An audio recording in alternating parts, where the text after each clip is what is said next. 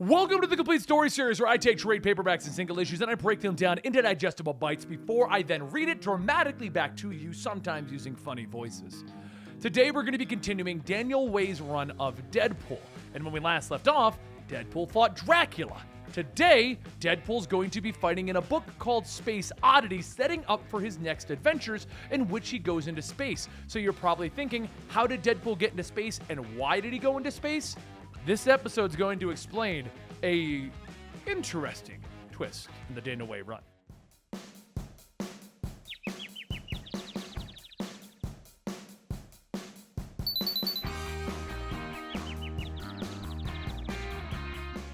In our last video, our favorite merc with the mouth found himself hired by a group of vampires to basically kill off another group of vampires who threatened to kill them. He called them all Draculas. It was funny.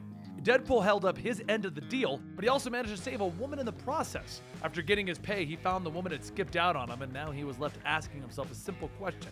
What's the point of being a hero if you don't get the girl? Time for another short episode in the Daniel Way run. As the sun rises over the Lucky Sevens motel, Deadpool sits in his bed, stuffing his face watching the late-breaking news. A quiet Virginia neighborhood has been shaken as an explosion erupted inside of the home of the Amalgamated Armament CEO Reginald Harris. Deadpool thinks to himself, where have I heard that name before? The report goes on to state that Reginald, his wife, and his daughter are all suspected of being inside of the home when the explosion went off. Deadpool then asks, did I buy my guns from Reginald?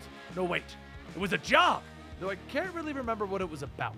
The news anchor continues stating that they have one prime suspect in the case, the masked mercenary known as Deadpool, which was seen on Reginald's home security camera earlier this morning. At 3:12 in the morning, Deadpool was seen jumping over the security fence with what they believe was explosives, the ones that were used to destroy Reginald's home. Deadpool stops eating and yells, I did what? Just then, the motel door is kicked in and a voice says, I'll tell you one thing, hombre. That is that you just snuffed me out of one hell of a payday. I was the one who was supposed to punch Harris's ticket. So it would seem that you owe Macho Gomez a whole lot of money. Deadpool stares and asks, who the hell is Macho Gomez? As the Green Galactic mercenary stands in the doorway, Gomez tells him, take a wild guess. Deadpool quickly wipes the food off his mask, telling him, I get a strong impression that you might be new in town, so I'm gonna let you in on a few very important issues here. Gomez tells him, you can stop right there. I've heard a lot about you, and it isn't very impressive. You might be hot stuff on this turd ball of a planet, but where I come from, you ain't crap.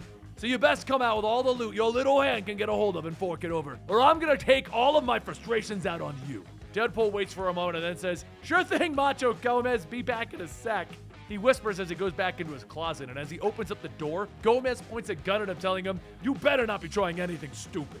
Deadpool tells him, no stupidity at all, my man, just a big old bag of shiny gold coins and a trusty old claymore under all that. A few seconds later, the motel room explodes, throwing Gomez out, and Deadpool comes out yelling, FYI, where I come from, I am crap! As Deadpool looks over the balcony, he sees Gomez laying on top of his space car, and Deadpool tells him, you know, that's a pretty sweet ride, and he turns away. I could finish off Gomez and take his ride, but I have more important hero things to do, like find out who's trying to frame me.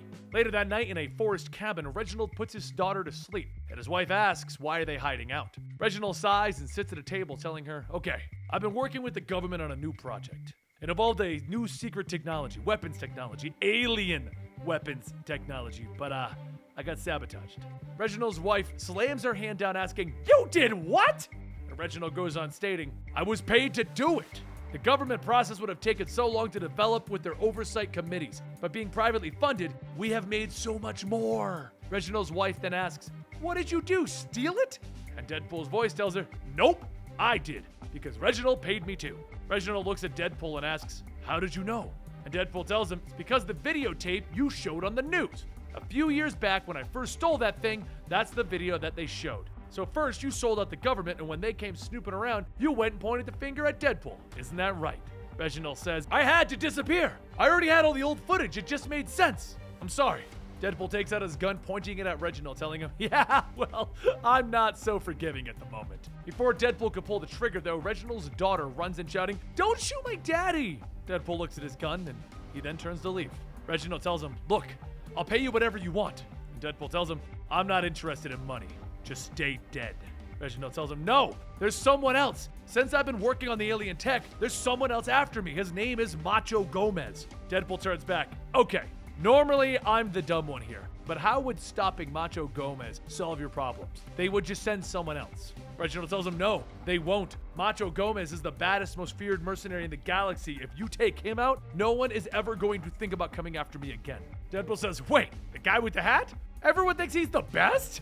And Reginald tells him, oh yeah, hell yeah he is. Deadpool then says, wait, well, I hate to break it to you, but that guy's a freaking clown.